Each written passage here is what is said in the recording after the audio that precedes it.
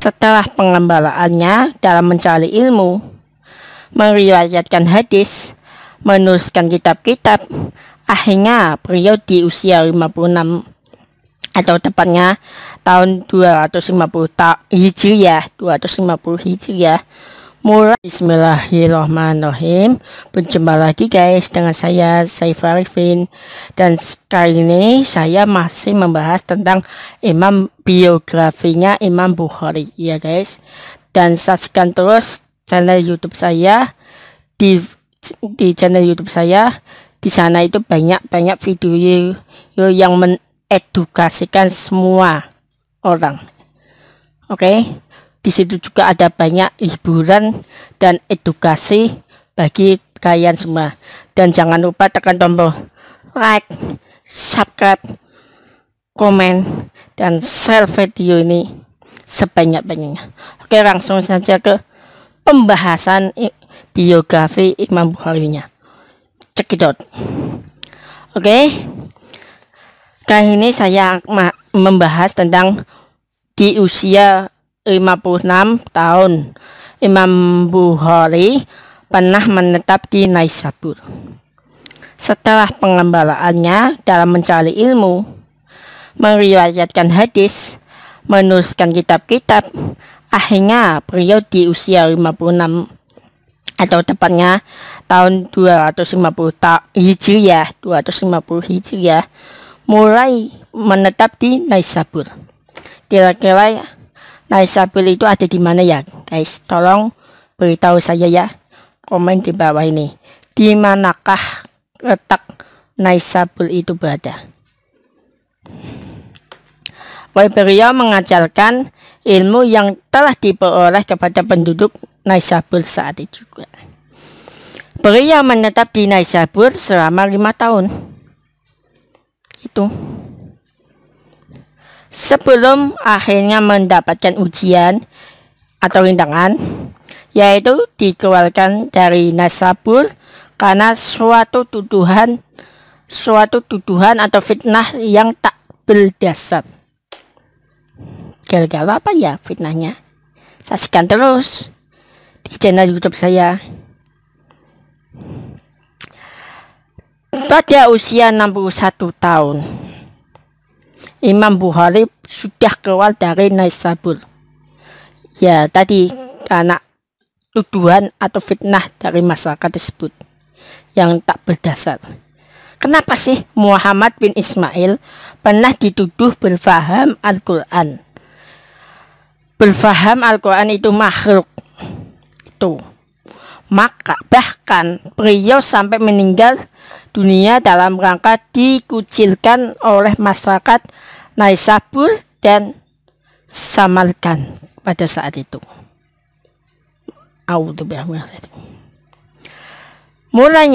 Awalnya begini guys.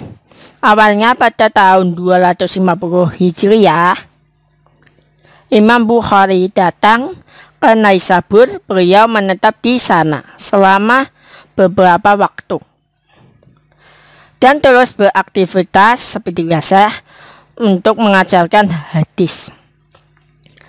Muhammad bin Yahya Az-Zuhri, yaitu tokoh ulama di kota tersebut dan juga salah satu guru Imam Bukhari, mengatakan kepada santri-santrinya, "Pergilah kalian kepada lelaki soleh dan berilmu itu,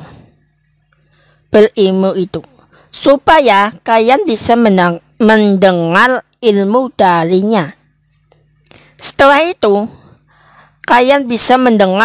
darinya. Setelah itu, orang-orang pun berduyun-duyun ramai untuk mendatangi majelis Imam Bukhari untuk mendengar hadis darinya.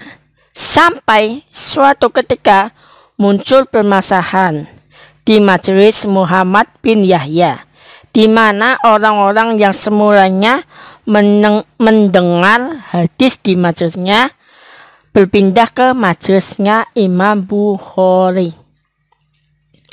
Sebenarnya sejak awal Imam Az-Zuhri tidak menghendaki terjadinya permasalahan tersebut antara dirinya dengan Imam Bukhari. Semoga Allah merahmati mereka berdua. Beliau pernah berpesan kepada santri-santrinya, janganlah kalian tanyakan kepadanya mengenai masalah al-kalam, karena seandainya dia memberikan jawaban yang berbeda dengan apa yang kita anut, pastilah akan terjadi permasalahan antara kami dengan beliau. Maksudnya Muhammad ad-Duhri dengan Imam Bukhari. Yang hal itu tentu akan mengakibatkan setiap nasibi atau pencela ahli bait atau Rafidi atau Syiah, Jahmi dan penganut Murji'ah di Khurasan ini menjadi mengolok-ngolok kita semua. Ahmad bin Adi menuturkan kisah dari guru-gurunya bahwa kehadiran Imam Bukhari di kota tersebut membuat sebagian guru yang ada di masa itu merasa hasad atau dengki terhadap beliau. Lucu ya. Mereka menuduh Imam Bukhari berpendapat bahwa Al-Quran itu yang dilafalkan adalah makhluk. Gimana ini? Suatu ketika muncullah orang yang menanyakan kepada beliau mengenai masalah melafalkan Al-Quran. Orang itu berkata, wahai Abu Abdillah, apa pandanganmu mengenai melafalkan Al-Quran? Apakah ia makhluk atau bukan makhluk? Setelah mendengar pertanyaan itu, Bukhari berpaling dan tidak mau menjawab sampai 3 kali pertanyaan tersebut. Orang itu pun memaksa dan pada akhirnya Imam Bukhari menjawabnya begini. Al-Quran kalamullah khairu makhluk wa af'alu ibadi makhlukoh wal imtihan bid'ah. Yang artinya Al-Quran adalah kalamullah, bukan makhluk, sementara perbuatan hamba adalah makhluk. Dan menguji seorang dengan pertanyaan semacam ini adalah bid'ah. Itu berarti Al-Quran itu bukan makhluk. Al-Quran kalamullah. Ingat, emang Al-Quran itu kalamullah, tapi bukan makhluk. Kan makhluk itu perbuatan si hambanya, itu makhluk. Dan menguji seseorang tersebut dengan pertanyaan semacam itu adalah bid'ah. Masya Allah. A'udzubillahi min dzalik. Hal yang menjadi sumber masalah adalah tatkala orang itu secara gegabah menyimpulkan kalau begitu Muhammad bin Ismail berpendapat bahwa Al-Quran yang aku lafalkan adalah makhluk. Ini salah. Maksudnya seseorang itu gegabah menyimpulkan, entah ini siapa nih seseorang ini. Padahal simpulan itu bukan perkataan dari Imam Bukhari. Bukan dari Imam Bukhari, tapi dari santri-santrinya yang menyimpulkan bahwasannya Imam Bukhari itu mengatakan sekian, padahal bukan. Itu hoax. Kalau di zaman sekarang itu menyebarkan hoax yang sudah padahal kesimpulan itu bukan perkataan dari Imam Bukhari. Kesimpulan itu diselewengkan atau disengajakan direncerkan diselewengkan dari apa yang disampaikan oleh Imam Bukhari. Berarti tidak sesuai dengan apa yang telah disampaikan oleh Imam Bukhari tersebut. Ayat berita palsu, ayat hoax. Hal itu menimbulkan berbagai persepsi di antara hadirin. Ada yang mengatakan kalau begitu Al-Quran yang saya lafalkan adalah makhluk. Sebagian yang lain membantah beliau tidak mengatakan demikian. Akhirnya timbullah kesimpangan, siuran, dan kesalahpahaman di antara para hadirin tersebut. Tatkala kabar yang tidak jelas ini sampai ke telinga siapa? Katanya Ad-Duhri. Beliau pun berkata Al-Quran adalah kalamullah, bukan makhluk. Barang siapa yang menganggap bahwa Al-Quran yang saya baca atau lafalkan adalah makhluk, padahal Imam Bukhari tidak menyatakan demikian, maka dia adalah mubtadi atau ahli bid'ah. Tidak boleh bermajelis kepadanya, tidak boleh berbicara dengannya. Barang siapa setelah ini pergi kepada Muhammad bin Ismail, yaitu Imam Bukhari, maka curigailah dia karena tidaklah ikut menghadiri majelisnya kecuali orang-orang yang sepaham dengannya. Tak berselang lama kemudian, sekitar 1 bulan sejak peristiwa itu, maka orang-orang pun bubar meninggalkan majelis Imam Bukhari kecuali Imam Muslim bin Hajjaj dan Ahmad bin Salamah. Kecuali 2 orang tersebut yang tidak bubar meninggalkan majelis Imam Bukhari, yaitu siapa? Imam Muslim bin Hajjaj dan Ahmad bin Salamah.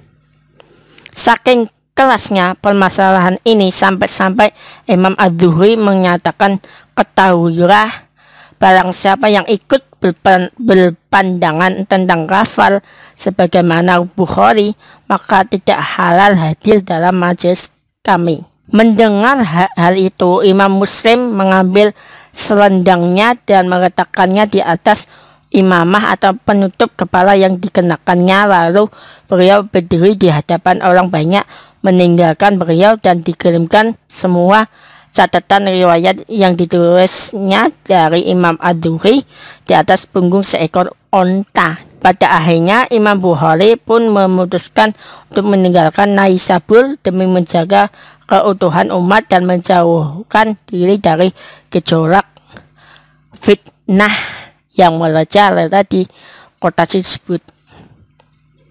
Beliau menyerahkan segala usahanya kepada Allah Subhanahu wa Ta'ala. Allah yang Maha mengetahui keadaan hamba-hambanya, sebab beliau tidaklah menyimpan ambisi kedudukan maupun kepemimpinan sama sekali. Imam Bukhari berlepas diri dari tuduhan yang dilontarkan oleh orang-orang yang hasad kepadanya, yang iri kepada Imam Bukhari.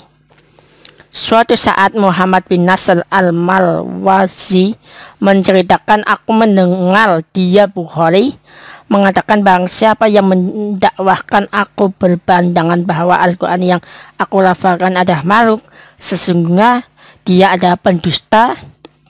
Sesungguhnya aku tidak berpendapat seperti itu. Artinya palsu jika seperti itu. Abu Amr Ahmad bin Nasr berusaha menelusuri permasalahan ini kepada Imam Bukhari. Dia berkata, wahai Abu Abdillah, di sana ada orang-orang yang membawa berita tentang dirimu, bahwasanya kamu berpendapat Al-Quran yang aku baca atau lafalkan adalah makhluk. Maka Imam Bukhari menjawab, wahai Abu Amr, hafalkanlah ucapanku ini.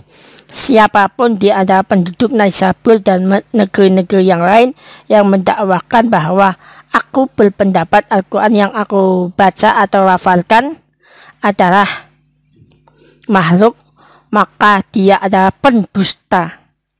Sesungguhnya aku tidak pernah mengatakan hal tersebut. Yang aku katakan adalah perbuatan hamba.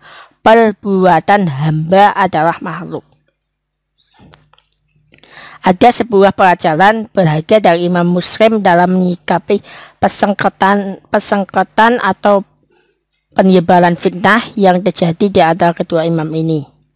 Al-Hafiz Ibnu Hajar rahimahullah berkata, Muslim telah bersikap adil tatkala dia tidak menuturkan hadis di dalam kitabnya Sahih Muslim tidak dari yang ini Bukhari maupun itu Az-Zuhri.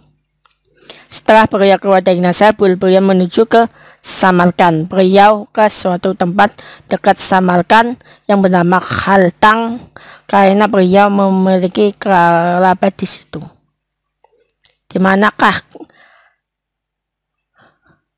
daerah Khaltang itu? Komen di bawah ini ya. Oke. Usia 62 tahun. Imam Bukhari wafat, meninggal dunia. Beliau pindah dari kota Naisabur menuju ke Samarkand, tepatnya di desa Khaltang, sekitar 2 farsakh atau sekitar 12 km dari Samarkand. Di sana ada saudara dari Muhammad bin Ismail al-Bukhari. Beliau merasa cobaan ini sungguh berat, sampai akhirnya beliau jatuh sakit, sehingga suatu malam beliau berdoa kepada Allah yang begini doanya, Allahumma innaka qad daqat ariyal ardi bima rahibat faqbidni ilaik, yang artinya, ya Allah, sesungguhnya telah sempit bagiku dunia yang sebenarnya luas, maka ambillah nyawaku.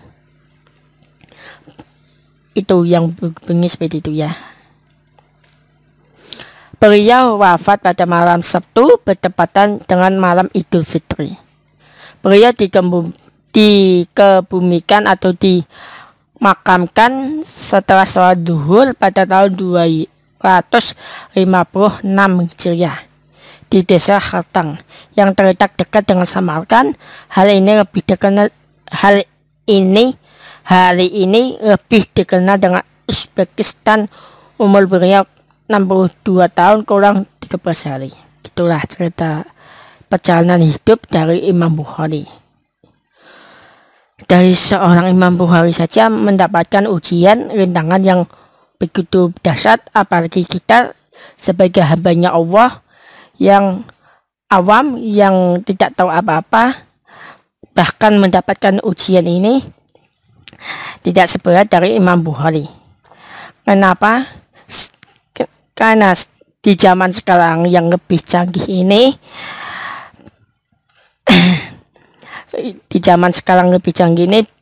fitnah dan apalah sebagainya, hoak itu bisa beredar di media sosial.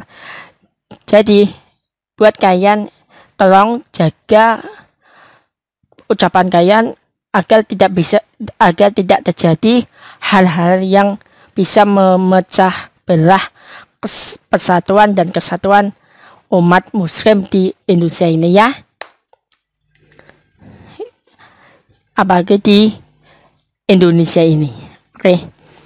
Keistimewaan Imam Bukhari. Muhammad bin Hatim Walak al-Bukhari rahimahullah menceritakan, aku bermimpi melihat Bukhari berjalan di belakang Nabi Shallallahu Alaihi Wasallam. Setiap kali Nabi mengangkat telapak kakinya, maka Abu Abdillah atau Bukhari pun meletakkan telapak kakinya di situ. Hafalan Muhammad bin Ismail menghafalkan 100.000 hadis sahih sanad dan mantannya, serta hafal 200.000 hadis tidak sahih sanad dan matanya, sebagaimana pernyataan beliau yang artinya, saya hafal 100.000 hadis sahih dan 200.000 hadis yang tidak sahih. Berarti yang sahih itu menghafal hadis 100.000, yang tidak sahih itu 200.000. Berarti lebih banyak yang tidak sahih. Diuji di Baghdad.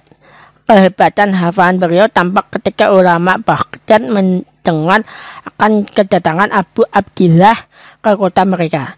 Dengan sengaja mereka itu mempersiapkan 100 hadis dan kemudian menukar dan merubah matan dan sanadnya. Mereka menukar matan satu sanad dengan teks hadis yang lain, dan begitu sebaliknya. Setiap orang memegangi 10 hadis yang nantinya akan dilontarkan kepada Abu Abdillah sebagai bahan ujian kekuatan hafalan Imam Bukhari tersebut. Orang-orang pun berkumpul di dalam majelis. Orang pertama menanyakan kepada Imam Al-Bukhari 10 hadis yang ia miliki satu persatu. Setiap kali ditanya, Imam Bukhari menjawab, sampai hadis yang tersebut saya tahu mengenalnya. Hadis itu dengan sanad yang disebutkan para ulama yang hadir pun saling menoleh kepada yang lain dan berkata, orang ini benar-benar paham. Sementara orang yang tidak tahu tujuan majelis tersebut, dia akan menilai Imam Al-Bukhari sebagai orang yang lemah hafalannya. Kemudian tampillah orang kedua melakukan hal yang sama, dan setiap kali mendengarkan satu hadis beliau berkomentar sama, "Aku tidak mengenalnya." Selanjutnya tampil orang ketiga sampai orang terakhir dengan komentar yang juga sama. Setelah semua selesai menyampaikan hadis-hadis tersebut, Imam Bukhari menoleh ke arah orang pertama seraya meluruskan hadismu. Hadismu yang pertama mestinya demikian, yang kedua mestinya demikian, yang ketiga mestinya demikian, sampai membenarkan hadis yang ke-10. Setiap hadis beliau disatukan dengan matan-matannya yang benar. Beliau melakukan hal yang sama kepada para pengujinya lainnya sampai pada orang yang terakhir. Akhirnya orang-orang pun betul-betul mengakui akan kehebatan hafalan Imam Bukhari terhadap hadis. Diuji samarkan, beliau pun menghadapi hal yang sama bahkan selama 7 hari berturut-turut. 400.400-an ulama hadis menguji beliau dengan hadis-hadis yang sanad-sanad dan nama rijal atau para perawinya yang telah dicampur adukan, menempatkan sanad perawi Syam ke dalam sanad perawi Irak, sanad dari perawi Yaman ke dalam sanad perawi Hijaz, meletakkan matan hadis bukan pada sanadnya. Lantas mereka membacakan hadis-hadis plus sanad-sanadnya yang sudah campur aduk tersebut ke dalam hadapan Imam Bukhari. Dengan sigap beliau mengoreksi semua hadis dan sanad tersebut dan menyatukan setiap hadis dengan sanadnya yang benar. Para ulama yang menyaksikan itu tidak mampu menjumpai satu kesalahan dalam meletakkan atau peletakan imatan maupun penempatan posisi para perawinya. Ibadah Imam Bukhari. Selain terkenal mencari ilmu, beliau juga ahli ibadah. Musyabbah bin Sa'id berkata, "Kana Muhammad ibnu Ismail yakhatmil fi Ramadan fi nahar kulla yaum khatmahu wa yaqum ba'da tarawih kulla salati ayal khatmah." Yang artinya begini guys, beliau ketika Ramadan siang hari khatam Al-Quran sekali, adapun malamnya sholat khatam baca Al-Quran setiap 3 malam. Ibadahnya Imam Bukhari Masya Allah ya guys, ini patut dicontoh buat kita semua, bagi orang awam ya guys. Saya ulang lagi, selain juga Imam Bukhari selalu sholat sunnah 2 rakaat setiap menuliskan satu biografi ulama ketika menulis kitab At-Tarikh Al-Kabir, dan mandi lalu sholat 2 rakaat di setiap menuliskan satu hadis dalam Sahih Bukhari. Berarti beliau ini sebelum menulis kitab atau sebelum menuliskan karyanya tuh beliau mandi dan sholat sunnah 2 rakaat sebelum beliau menuliskan kitab atau biografinya ulama dalam kitab At-Tarikh Al-Kabir. Iya guys. Terus pembahasan selanjutnya tabaruk kuburan Imam Bukhari. Ada kisah tak biasa berkaitan dengan keistimewaan Imam Bukhari setelah beliau wafat pada tahun 464 Hijriah. Terjadi kekeringan di Samarkand. Mereka melakukan sholat istiqo di dekat kuburannya Imam Bukhari. Imam Ad-Dahabi wafatnya 748 Hijriah berkata, "Waqala Abu Al-Ghazali ahwilna Abu Fathu Nasr bin Hasan Saqdah Samarkindi Qadam arena bil nisyah am al-ba'i wasinin wa al-ba'itah qara fahita matar inda nabi Samarkanda fi ba'da aqwam fastasqan nas mara falam yasaqaw faktu rijalu soleh ma'ruf bisolah ila qadi sama kun faqala lahu inni ra'aytu ya aghadahu alaika qala amahu qala ara antah raja wa yakhruju nas. Maka ila kubri Imam Muhammad bin Ismail Bukhari qabruhu bi khaltin wa nistisqa indah fa asawwa ayaskina qala qadi na'am ma ra'ait fahrajal qadi wan nas ma'ah wa istiqa qadi innas wa yaqan nas inda qabil wa tasfa'u isari wa asirullah ta'ala as-sama bima adim hazid aqaman nas min ajali yuhaliyat tukas sab'a ayam au wah la yastati ahadal wusul ila samarkan mankasal matar wa khazaratahu wa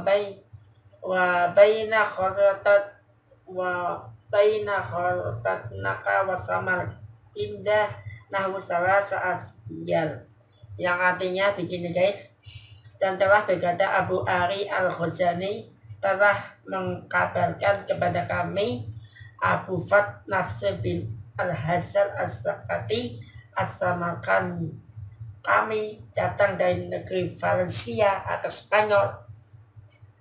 Saat itu Spanyol masih berjayanya Islam di sana itu guys. Di zamannya Imam Bukhari masih jaya-jayanya Islam negara Spanyol itu. Pada tahun 464 Hijriah, selama beberapa tahun hujan tidak turun pada kami di negeri Samarkand. Orang-orang melakukan istiqo atau sholat meminta hujan beberapa kali, namun hujan tidak juga turun. Maka seorang laki-laki soleh yang dikenal dengan kesolehannya mendatangi kotri negeri Samarkand. Ia berkata, sesungguhnya aku mempunyai satu pendapat yang hendak aku sampaikan kepadamu. Kotri berkata, apa itu?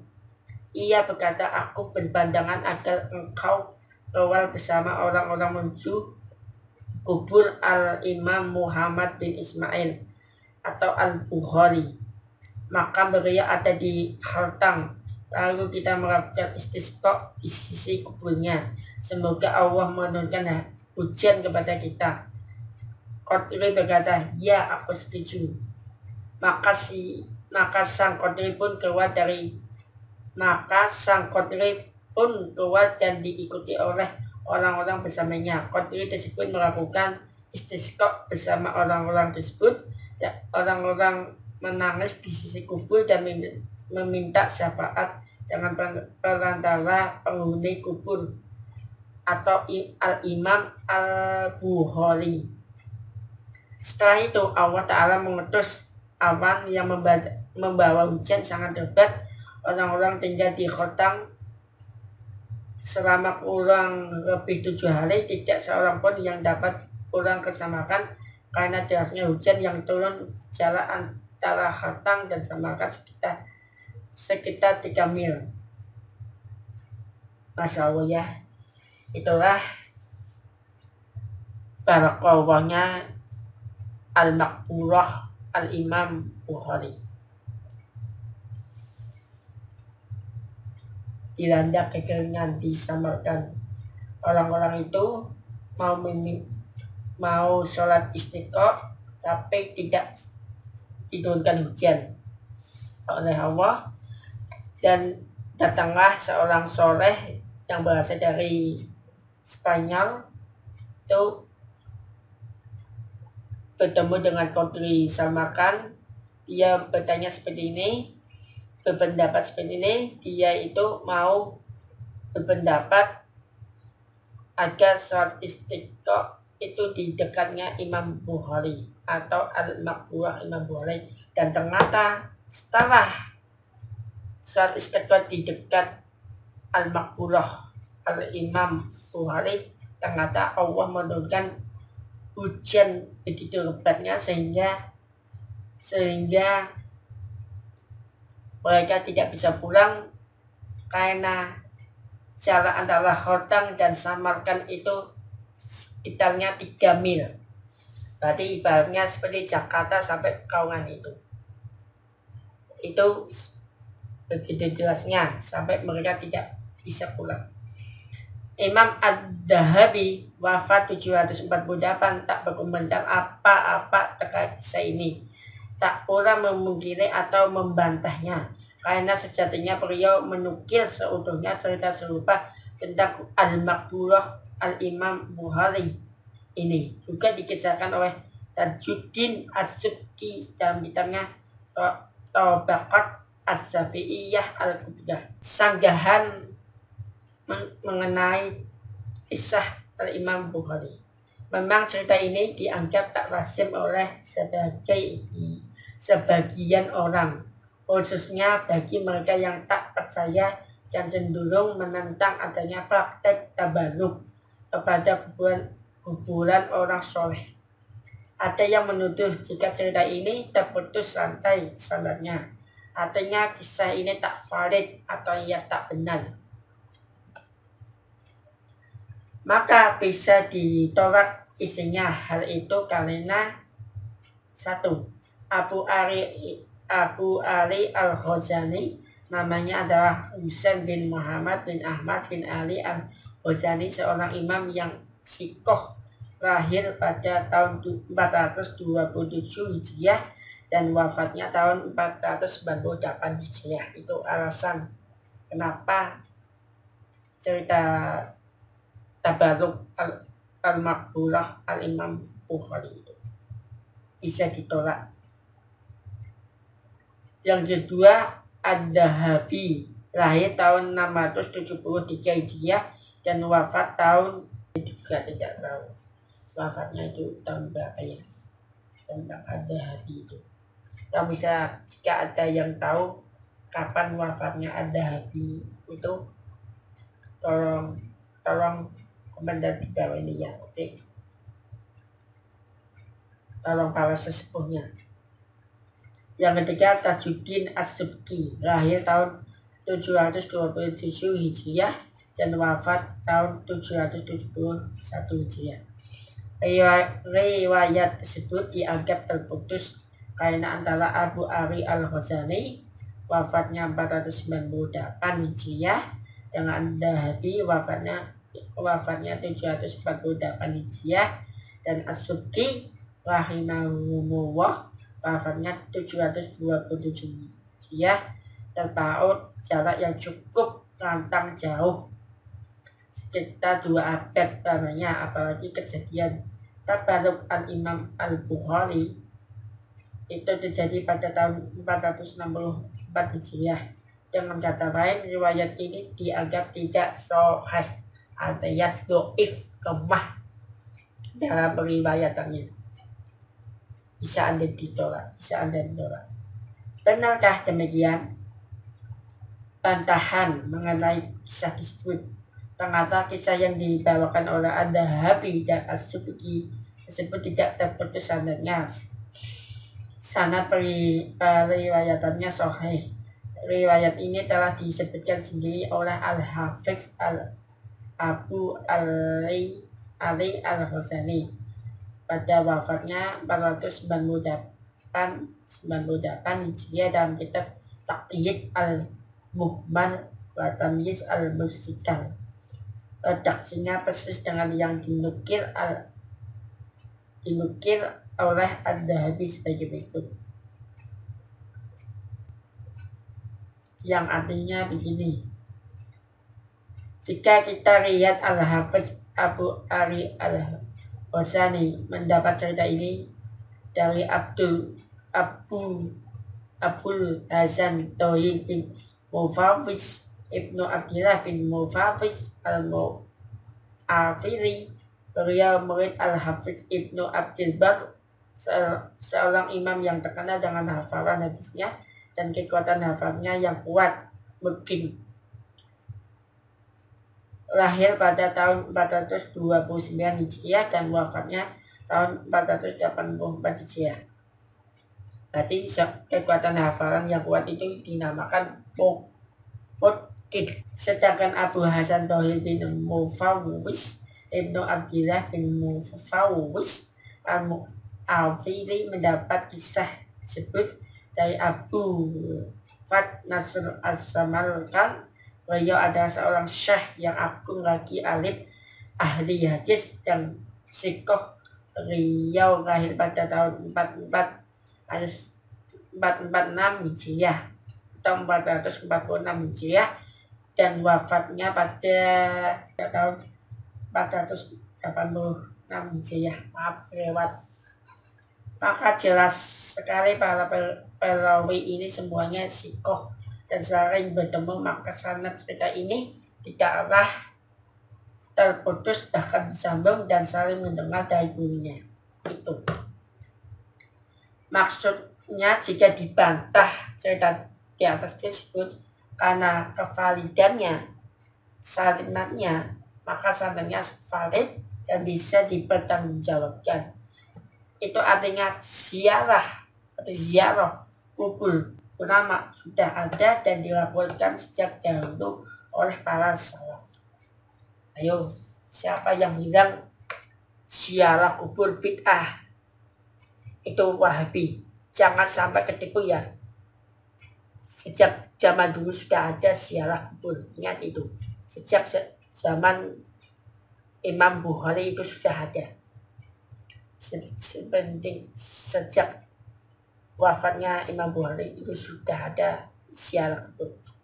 Ingat. Jangan sampai percaya dengan orang-orang Wahabi, guru-guru Imam Bukhari.